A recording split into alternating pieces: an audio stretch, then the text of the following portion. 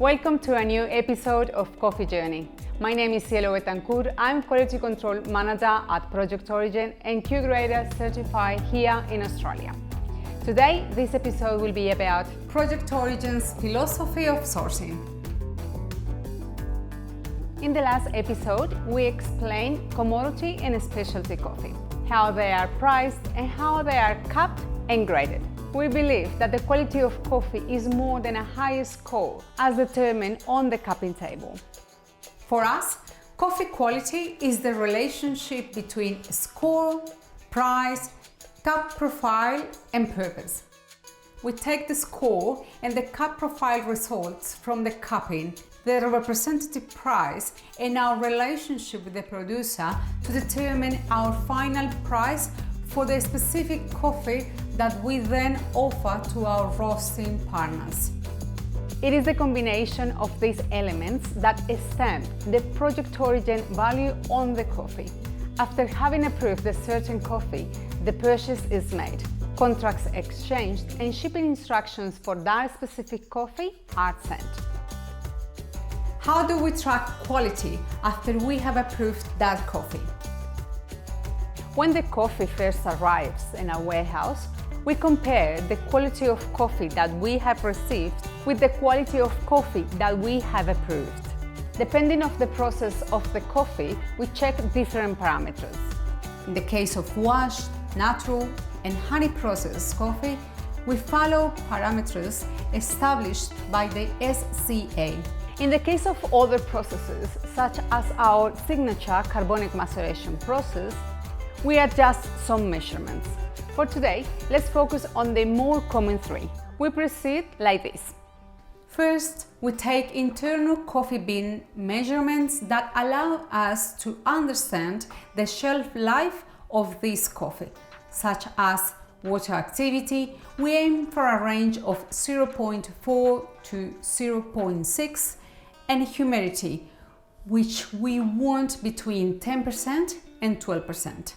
We compare cupping notes from the arrival sample with the notes taken back at origin or from the pre-shipment samples. And we check the green grading for defects. Once the assessments are complete, we prepare the bags of coffee to be sent to our roasting partners. What happens if a quality on arrival is different to the original sample? Once the coffee arrives, it is a quite difficult product to return. If there is an issue with the quality of the coffee that arrives to us, we normally discuss with the producer what the issue was and how we can ensure that this doesn't happen in future. We work out how can we repurpose that coffee with the quality that it has on arrival. If the quality is lower than expected, for example, we might discuss a discount from the producer against a future shipment. But it is important to us that all parts of the chain share risks like this. Any loss should not just be on the producer or on the roaster or on Project Origin. We always try to share these risks fairly. If we want to all be able to win together when things are good, we also lose together if something goes wrong. In this way, our relationship can be sustainable even though sometimes things don't go as planned. What happens if a coffee has defects but still tastes good? Here at Project Origin, we take the relationship between score, cup profile, price, and purpose as our main guide to invite a coffee into our accepted category of quality. We might find from time to time that coffee that initially seems imperfect, say from the green grading process, but still tastes good. Sometimes, when we can see beyond the numbers, we can discover diamonds in the rough.